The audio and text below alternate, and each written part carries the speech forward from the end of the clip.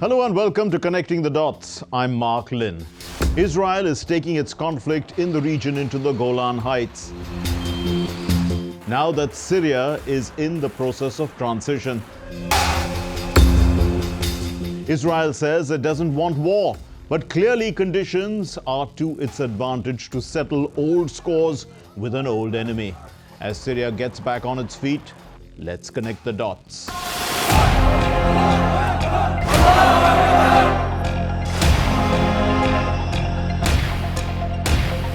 Israel launched airstrikes on Syria targeting military sites including missile warehouses and air defenses to prevent these assets from falling into the hands of extremists.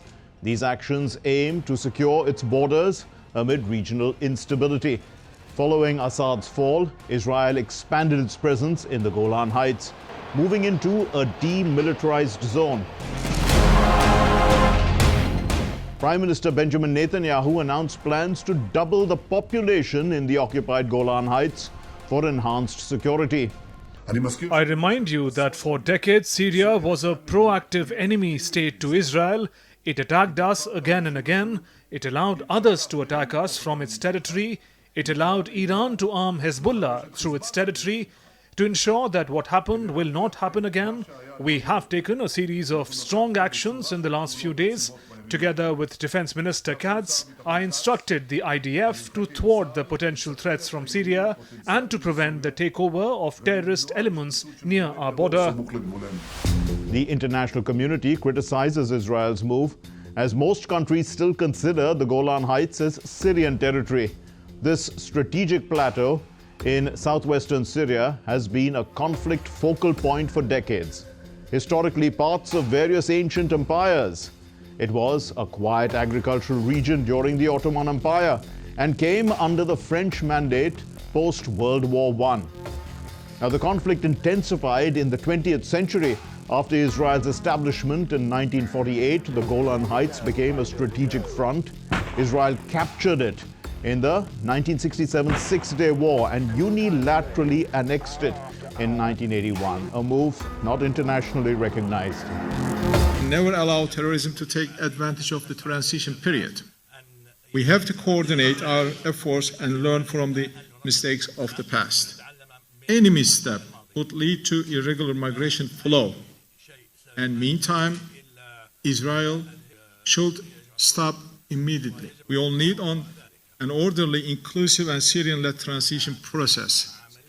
During this historical time, transition, state institution must be preserved and, if necessary, reformed. Territorial integrity and unity of Syria must be protected under all circumstances. In 2019, President Trump recognized Israeli sovereignty over the Golan Heights, a move praised by Prime Minister Netanyahu.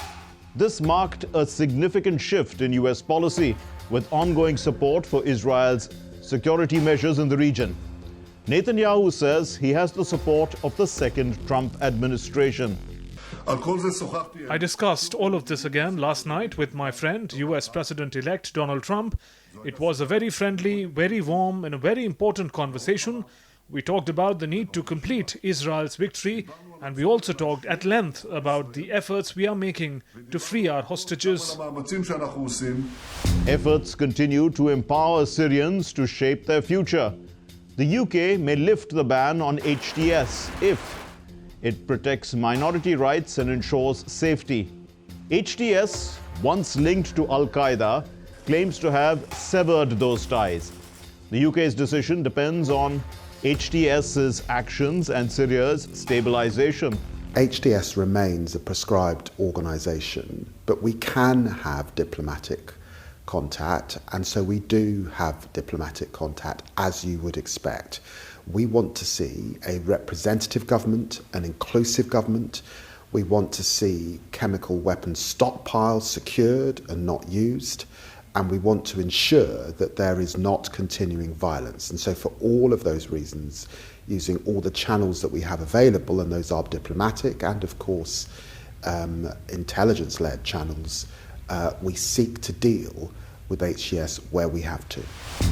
The EU is closely monitoring Syria and is cautiously hopeful In fact, after Assad's fall, the EU set conditions for lifting sanctions and providing aid, seeking assurances from Syria's new leaders for a peaceful political future, inclusive of minority groups, and rejecting extremism and interference from Russia and Iran. Syria faces a hopeful but uncertain future, and that's why we all agreed on the principles that the new leadership of Syria should also follow. That is very important to all of us. That is stability, sovereignty, territorial integrity of Syria, but also respect for the minorities, no radicalization, institution build-up, unity of government that includes all the groups in Syria, and also accountability for the crimes committed. The EU says it remains committed to supporting the Syrian people and ensuring that the transition leads to a just and sustainable future. At a meeting with UN Syria envoy Geir Pedersen, Syria's de facto leader Ahmed al-Shahara, also known as al-Golani, discussed reconsidering UN Security Council Resolution 2254 from 2015. Now, this resolution calls for a UN-facilitated Syrian-led process to establish non-sectarian governance within 6 months, draft a new constitution, and hold free and fair elections. The UN envoy Geir Pedersen was met with hostility at a Damascus prison, where an angry Syrian woman shouted that his visit was too late. Pedersen called for justice and accountability. United Nations Under-Secretary General for Humanitarian Affairs Thomas Fletcher was also in Damascus to discuss humanitarian aid and support. The new administration in Damascus has set out a few details on its thinking for the next steps for Syria. Syria's new transitional government put out a call on social media for soldiers and police to lay down their arms and register with the authorities. The transitional government, which took control of Syria on December 8, is registering the men city by city. There is also a freer movement of people. We saw the roads as we traveled. There were Syrians moving from one location to another, and without the type of constant checkpoints that we saw during the previous regime. Of course, we will need to see whether that type of freedom of movement that is being witnessed at this moment will continue. Now, world leaders recently discussed Syria's future. G7 leaders held a virtual meeting addressing changes post the Assad regime and focusing on the new government's promises, HTS's role, and regional stability. EU foreign ministers met in Brussels to set conditions for lifting sanctions and to discuss aid, emphasizing a peaceful political future and rejecting extremism. However, with ongoing conflict, the situation remains volatile.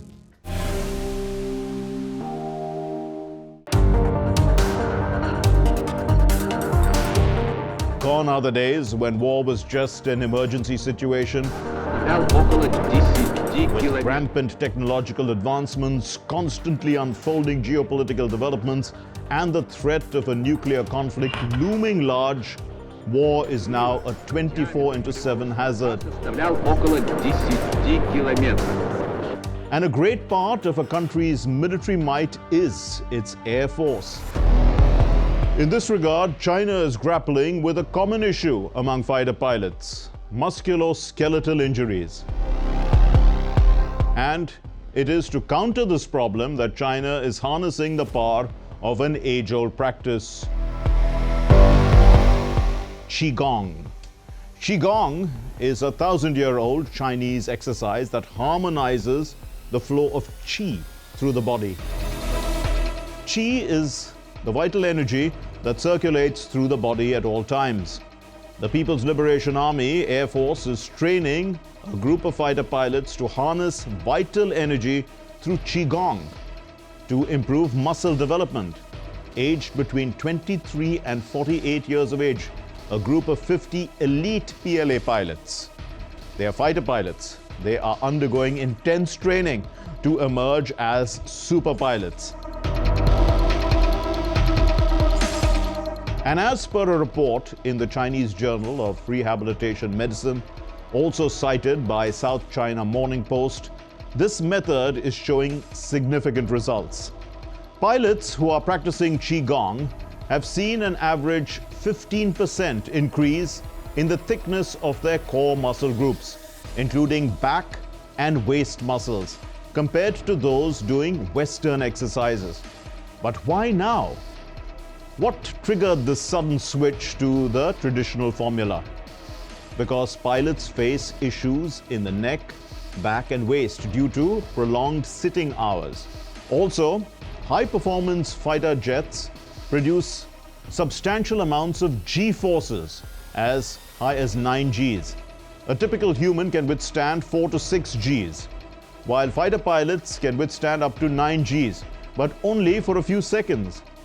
Due to high G-forces, military pilots are subjected to physiological stress, which may lead to visual disturbances and G-induced loss of consciousness. Tolerance against G-forces is achieved through two methods. One, by undergoing training in centrifuges as special breathing and muscle tensing techniques take place. And two, by using anti-G suits, which apply counter pressure against the G-forces produced during flight. The daily training of PLA pilots has reportedly surpassed that of their American counterparts. This is necessary in order to keep up with the current physical demands in the age of high-tech warfare. Pilots brave not only opposing fighter jets, but also drones and other unmanned aerial vehicles.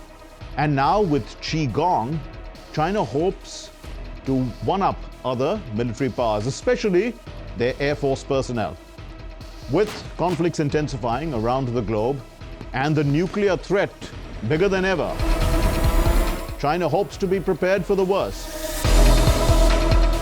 Furthermore, with Washington intervening in China's ambitions regarding the South China Sea and Taiwan, one thing is clear: China is training warriors for a next-gen warfare.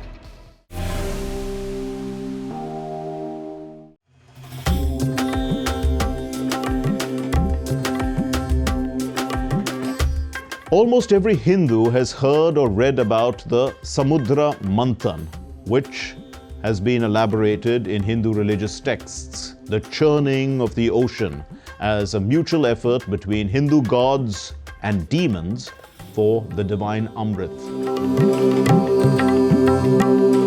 It was a result of this union that a pot, or a kumbh as it is known in the Hindu language of Sanskrit, emerged from the depths of the ocean. It is this vessel of Amrit that the world's largest religious gathering held in India is named after, the Maha Kumbh MAA.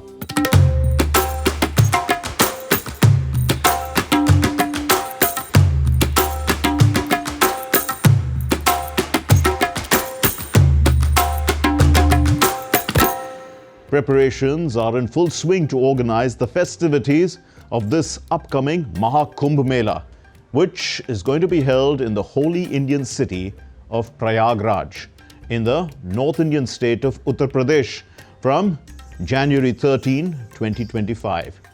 The mega festival, which will go on till February 26, will be historic in both quantity and quality as per the Uttar Pradesh authorities. The upcoming Maha Kumbh MAA is expected to attract a record crowd of over 400 million devotees.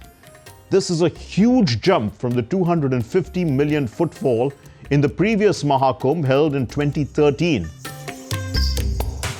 But why does this hugely revered religious celebration cycle between the four Hindu holy spots of Prayagraj, Haridwar, Ujjain, and Nashik? Well, according to the Hindu sacred belief, after the Amrit finally emerged from the ocean, the demons, driven by their greed, attacked the gods to obtain the Amrit for themselves. Their clash lasted for about 12 divine days, which is equivalent to 12 human years. It was during this battle that a few drops of Amrit fell in the 4 locations. This is how these 4 holy places in India have become the holding grounds for the auspicious Maha Kumbh MAA. Drawing millions of Hindu devotees, the nearly month-long Maha Kumbh MAA is more than just a religious congregation. Believers see the religious mega event as a golden chance to attain moksha, or the liberation from the karmic cycle of rebirth. It is for these purposes that devotees take part in various religious activities. Taking a dip in the holy Ganga river while chanting holy prayers is a crucial part of this festival, as it is believed the act washes one of their sins in the present as well as the past lives. Spread across a huge area each time, the festival keeps rotating between one of the 4 pilgrimages on the 4 sacred rivers, namely the Triveni confluence of Ganga, Yamuna and Saraswati rivers in Prayagraj, Ganga in Haridwar, Shipra in Ujjain, and the last Godavari in Nashik. The Maha Kumbh MAA features more than a month of religious activities, with huge crowds visiting and residing at the venue, and the very iconic Naga sadhus. Now, these saints worship Hindu god Shiva, living an ascetic life away from society and materialism. Covered in ashes, the Naga sadhus gather in large numbers at the venue of Maha Kumbh to take part in the festival with much fervor. The Maha Kumbh MAA gained a global milestone in 2017 beyond its native popularity when UNESCO inscribed the Kumbh MAA on the representative list of the intangible cultural heritage of humanity. This recognition has only helped in booming the tourism industry in the Sangam city. The number of foreign tourists in the 2019 Kumbh MAA stood around 1 million, with the numbers in 2025 to only go beyond that. Attracting visitors from around the globe, the religious festival also boasts great opportunities for economy and business. Maha Kumbh saw revenue of around $1.4 billion in 2019, generating about 600,000 employment opportunities. The Maha Kumbh 2025 witnessed heavy investments from both state as well as central governments, with figures standing at 29 million and 25 million respectively. On his visit to the venue of the Maha Kumbh on December 13 to oversee preparations, India's Prime Minister Narendra Modi launched development projects worth $647 million. These funds will work to improve Prayagraj's infrastructure as well as the Maha Kumbh's amenities. He stated the Maha Kumbh MAA is an integral part of India's cultural and spiritual journey and a ritual of unity for all. यहाँ आकर संत महंत ऋषि मुनि ज्ञानी विद्वान सामान्य मानवी सब एक हो जाते हैं। यहाँ जातियों का भेद खत्म हो जाता है, संप्रदायों का टकराव मिट जाता है। करोड़ों लोग एक थे, एक विचार से जुड़ जाते। और इसलिए मैं फिर एक बार कहता हूं, ये महाकुंभ एकता का महायज्ञ है। Just like the confluence of Triveni, pilgrims from all over India will converge in Prayagraj for a singular united faith and pray for enlightenment, prosperity, and the release from karma to obtain eternal bliss. That's all in this edition of Connecting the Dots. We will see you next week with more raging issues. Until then, it's goodbye from all of us here in the Delhi newsroom. This is Mark Lin signing off. Take care and stay safe. Namaskar.